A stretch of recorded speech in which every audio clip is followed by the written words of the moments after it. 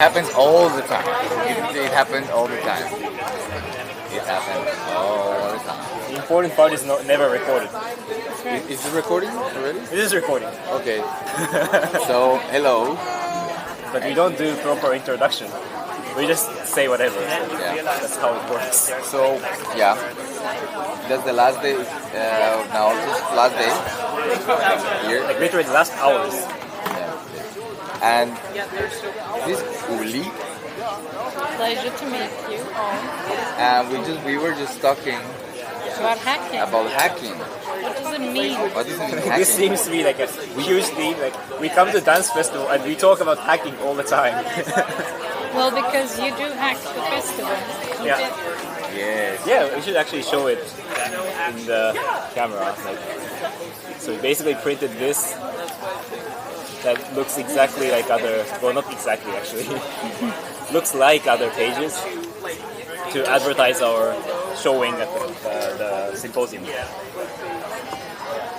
And they like it, so they didn't post it in their own. They didn't add it to their social media, but they like it, meaning that they approve it somehow. Like, this is kind of thing, right? Like, if celebrity likes your post, like, is it like acknowledged or what? Yeah, because it could be like that somebody just contact you and say, like, put this down now. Yeah, but from your point of view, does it matter? Because you wanted to utilize the existing program No, I think it, for something that was missing. Yeah, you saw an opportunity, you had a question and a goal, and you just added something. And this is what hacking is. There is an area where you can add something to create something new. to give, I would say like to create something new, but I will add that it's also to give possibility for other ones to utilize something that you do. Yeah. So something that you create but it's not for me, something say that something that I created is not for me, but it's aiming to give agency for other ones to express and do something that to become something that is not defined, let's say. Like something that I don't know what is it, but I believe it can be something. I think this idea of like, it's kind of a religion in the sense of religion now, but like belief. You have to believe there is something that is possible in that, but you don't need to know what is it. Well, I think it's important not to add and not to take away. It's not that you ripped out a page True. and changed it. You added a page. Actually, we also did something like put a sticker on one of the posters, and that sticker was removed. Like after a few days. So there are some boundaries, you could say, like what they say fine or not, because that was kind of damaging as well. If it's something is sticking, maybe. But you didn't rip a piece of the poster or crossed it out. You added something. Yeah. With the opportunity to remove it and re-establish the original. So I think if you just comment out the piece of the program, then it still works, right? It still runs. You don't add a bug. You just add another layer. So I think that's positive hacking. Positive hacking. Poster hack. Positive poster hacking. Positive poster.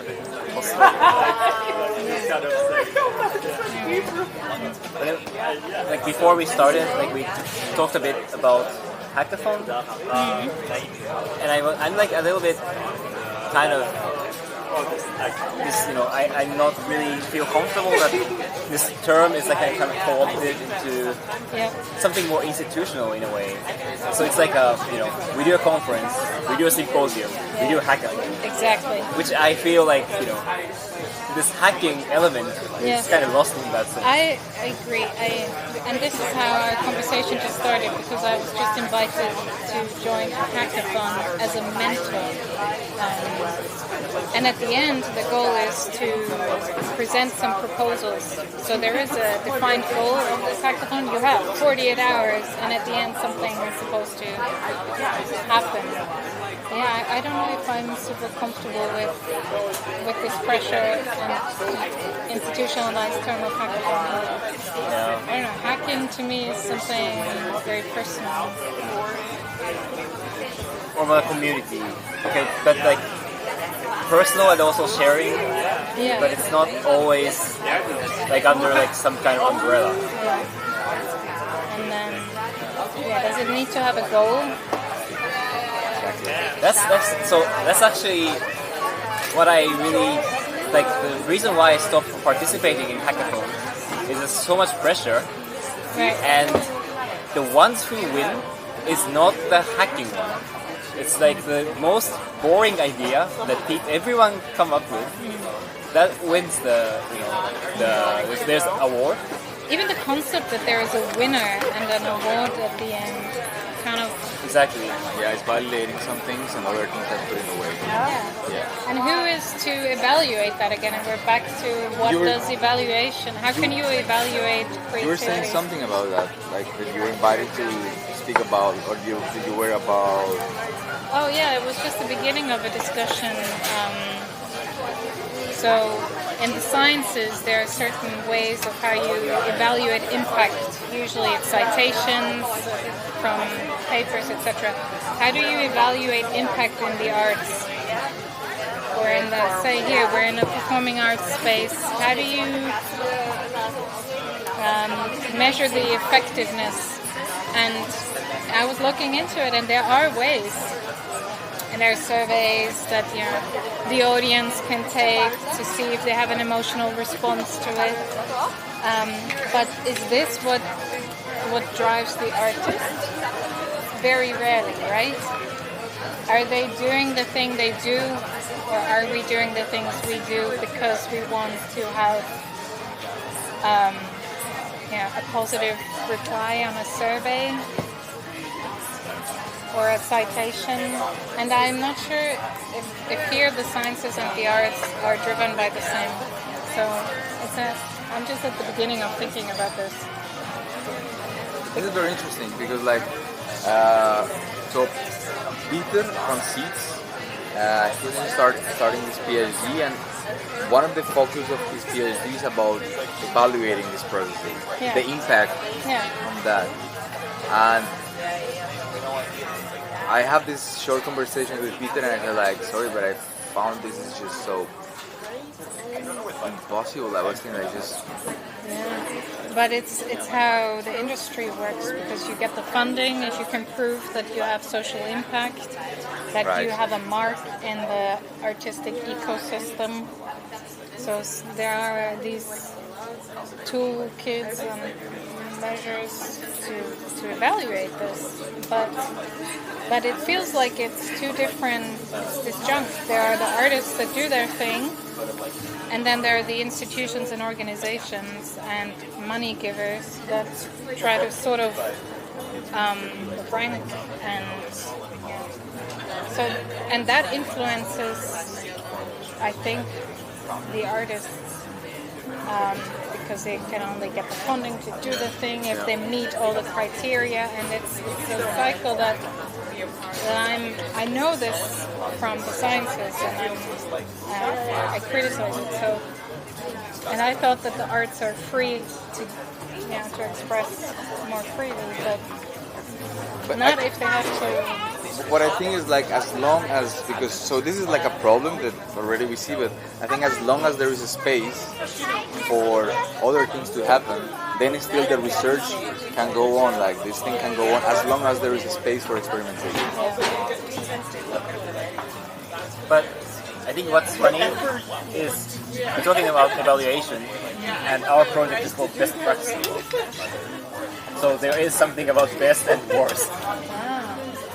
Perfect.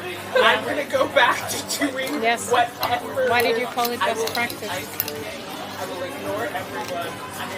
Why do we call it best practice?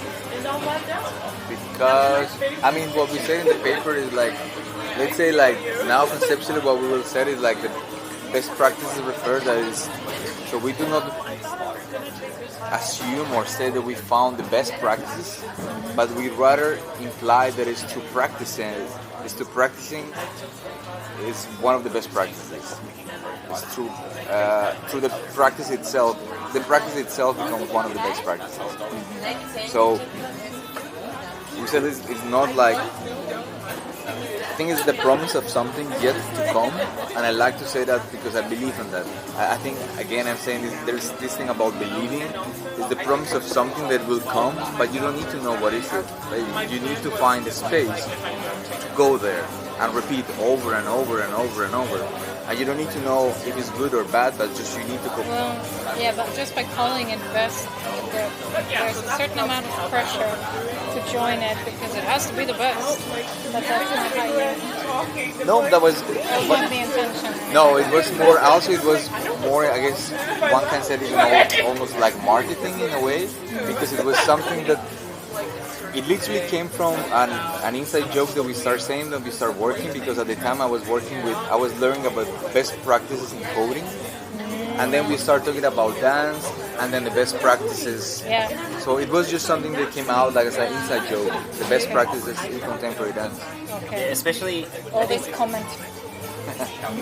like classical dance, they kind of have best practice, like what the kind of form, what is considered the best. But contemporary dance is kind of the opposite, because that kind of didn't work. So people try to find something on their own, and not that there is the best. So are you hacking classical dance? Or contemporary dance. Contemporary dance. Or like what some people would call it like a kind of a post dance, like a dance that is something more than dance itself, something that is not yet defined, where digital comes into play. So it's something that's being written now for us and other people who are pushing the boundaries. And how important is it for you in the best practice that it's recorded? That you have a legacy, a record of it? We at some point we decided everything that we do, we have to record it and upload it online, because it was clear to us that the field of dance and collaboration, dance and tech, is very, very immature. So we found that it was very important to develop a language that we and other people can use. So since there are not too more references, we thought it's part of our contributions to both the practice and the chats. Not because we said this is the thing, but it's just because we contribute to stimulate the discussion. Is it your archive? What do you mean? Is this collection of recordings your archive? Yeah. So, but then also, so there is the archive, and in archive you think in dance, like archive is a record of the past in dance. It's a recording of the past, and it's stored in certain structure somewhere. But then we also think, we try to play around with the idea of like creating an active archive, which try to not stay in the past, but then in a practice sometimes, like in the performance that I will send you, like when we did here, then we will use archive material in a current practice. So in that way, then you reactivate that archive. That's what we try to do with an active archive.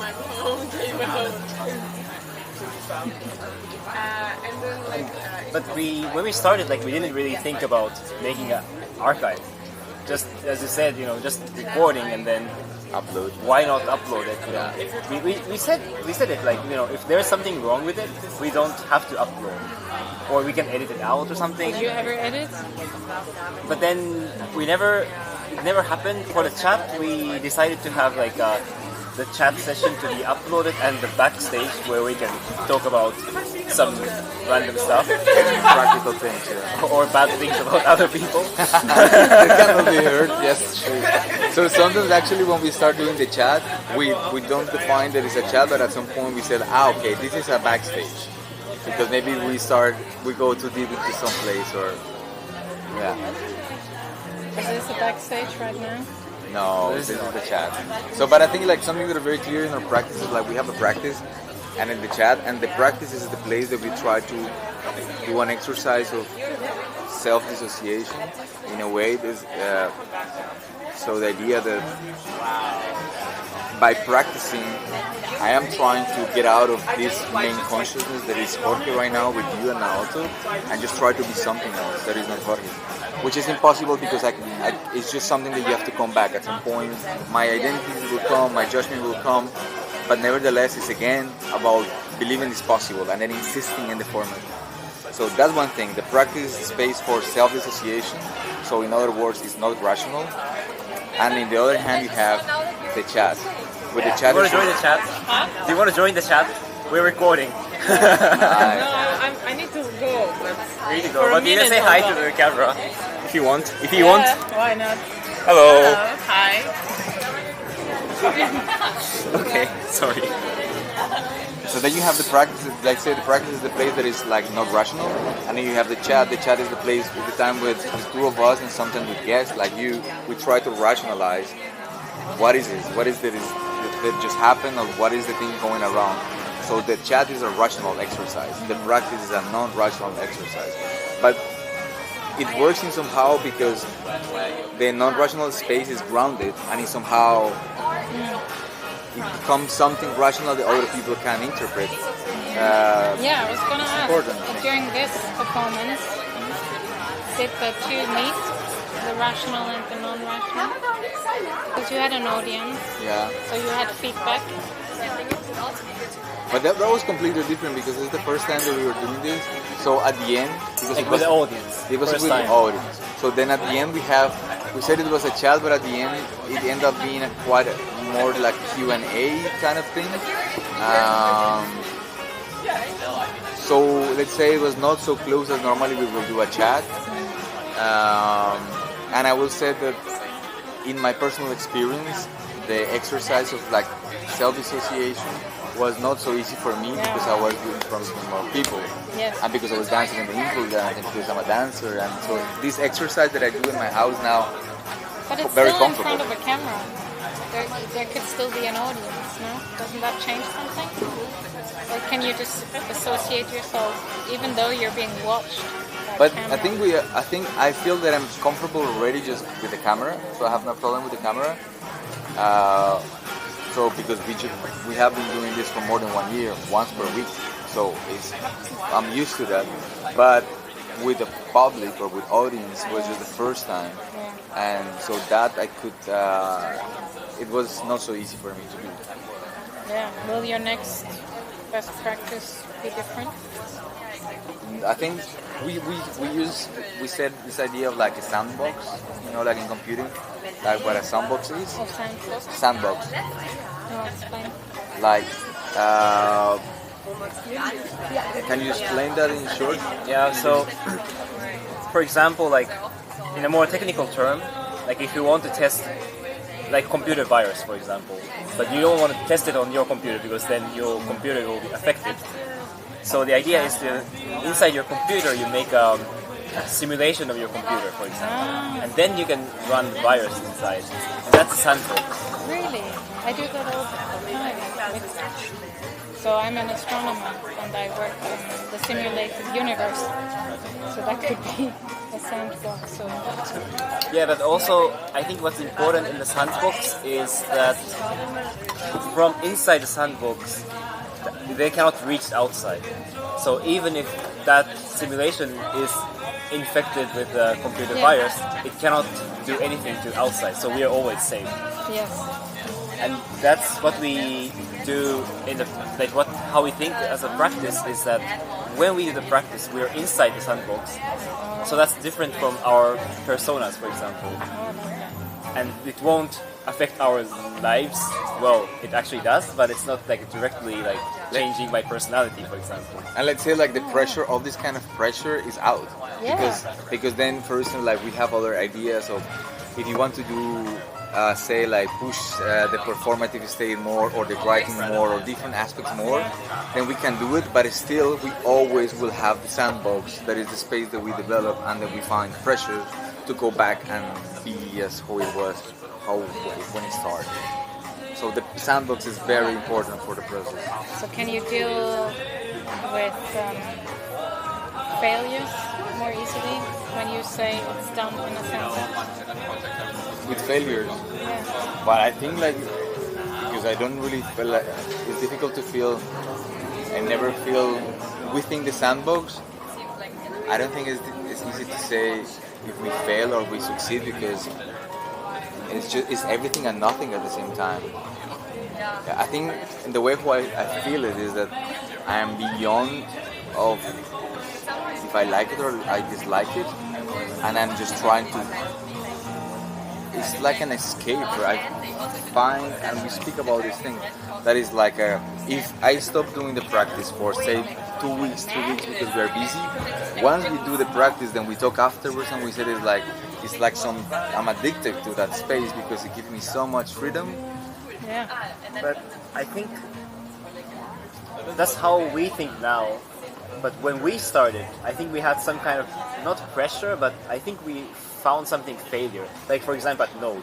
Yeah. Like when we really try to use VR space and Mozilla Hubs and try to have Do have something like a kind of like good. We were trying stage to do design, something and then it failed. And it was a fail. good. That was the first time that we met. The first time that we met in person was in Frankfurt in this festival called Node, Forum for Digital Arts, and then we were trying to do something good for quotation mark, right? And then we failed. But because we failed after that, then we realized actually we just became the pressure, and then we understood that actually there is nothing to win or to lose. And then from there on, we did not kind of prepare things, but we assumed the failure as part of the practice also. So either the failure or the winning, they were just one same thing. There was not a clear intention while succeeding, let's say.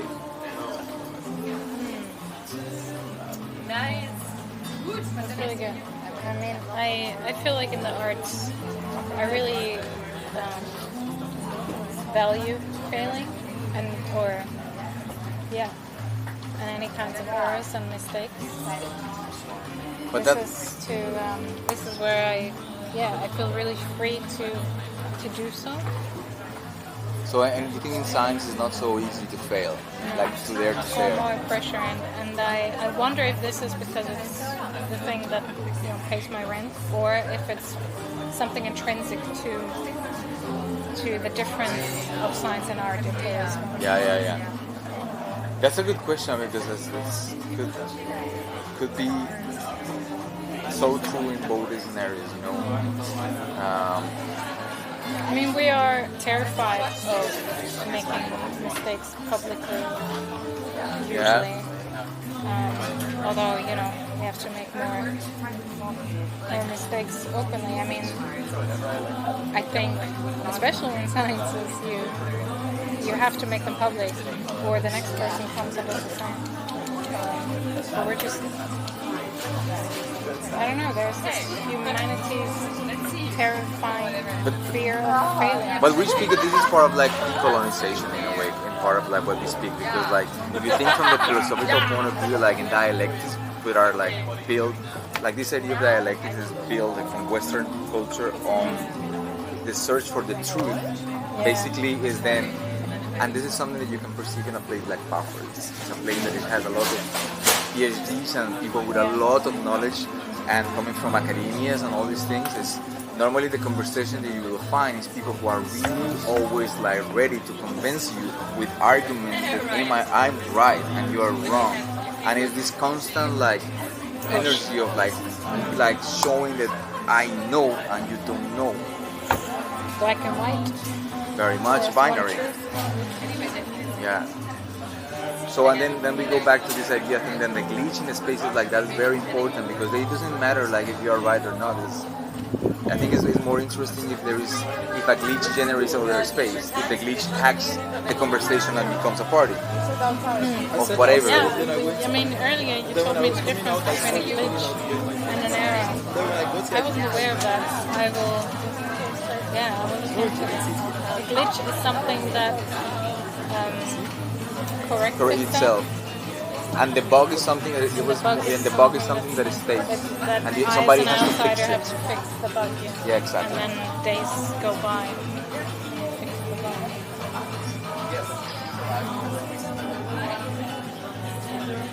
But I'm very interesting, like because like what you said, like in science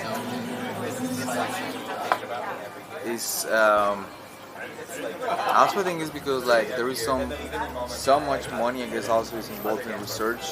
So then I guess like aiming to fail or like just have the possibility to fail is not something that I guess sponsors want to conceive. If you are doing a research when you have to use telescopes, I don't know, like massive equipment for astronomy, and then you say like, by the way, my research I might fail and not show something.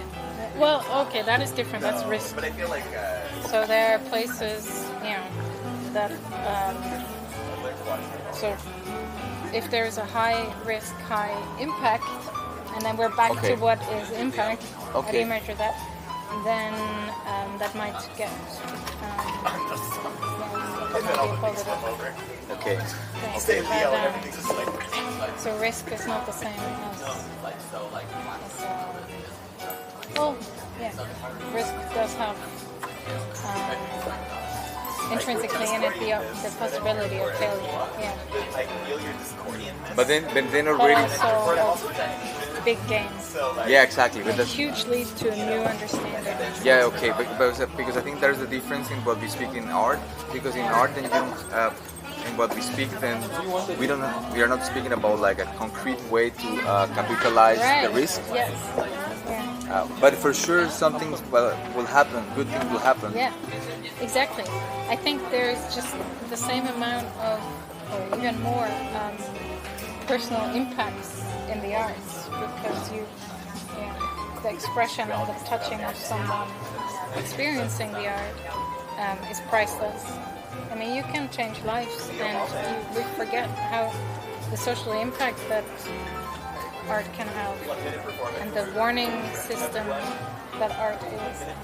If it wants to be, it doesn't have to be. You also say that it doesn't have to have a goal. It can just be an expression. It doesn't have to have. But is it because then in science that you will like? Is it because in science it's more close? It has to be functional somehow, and in arts in a way like the research is more at the core, or I mean, what is more we kind of like accept, or it was introduced in the way how we perceive science. That in a way science has to be. I think functional. Yeah. If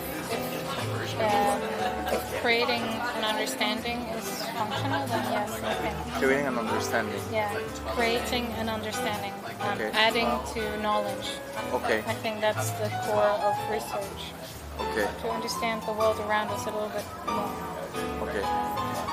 And art has a similar goal on a more personal meaning for many. Maybe you understand the world better through your best practice. Or you understand yourself better through your best practice. Yeah. Is that so? I would say both. Well, then that sounds pretty similar, doesn't it? Yes. Well, what I found kind of toxic in science, like especially when I was studying engineering. Well, engineering is not science, but let's say close. something around there. It was really binary. Like, you should do this method. This method doesn't work. But it's really like, like we talked about. But then I didn't really study neuroscience, but I was kind of in the crowd at some point. And what I really like is it's more fluid. I think in the past it was more binary. Like they were thinking like some part of the brain or function, like responsible for this function and that function, and people try to understand that way. But then they started to notice that because of neuroplasticity and all these development, it's actually not that easy to define. So that the research method has to be also fluid. Yeah, I think that is the case more and more, and that's the power of inter and transdisciplinary research, when you just add methodologies from other disciplines. So I don't think it's as binary anymore. Depending on the field, I think. But I guess depending on the field. Because But I think, also, neuroscience is, fortunately, they are not connected to arts, but for example, dance and music. Yeah. That's like Or psychology. really related to the coordination of the body. So maybe that's where we should go next. Or not next, but neuroscience. To go to Linz, to Freud schools, like to go to psychoanalysis now. Like, but it's funny because in Ars Electronica they have so Joe, this artist that I work with going there, so he was telling me that in the city, like the psychoanalysis is very dominant. It's very visible how influence things around the city, because he studied in a school in Linz. Yeah. So what is influencing the city? The arts? Or I think it's from the other way around. I think it's more like the psychoanalysis somehow is very because there is this tradition. should not be here in Vienna? I think the thing is something that is very it's Austrian, no? Probably.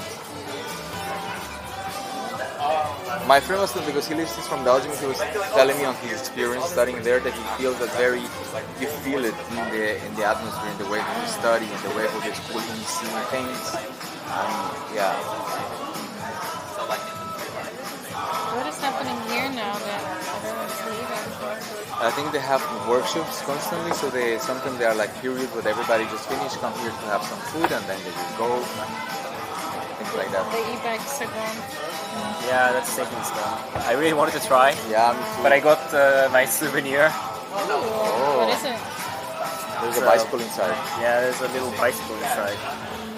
Practical. How did you get that? I need the There. I think you can still ask. Yeah, you should just take it. Oh, yay! Yeah, you still can ask. Can you get 3? Can you get 5? 20. I like We're gonna start selling this bag. from 6 on. But maybe they can collaborate and do best practice. Bosch.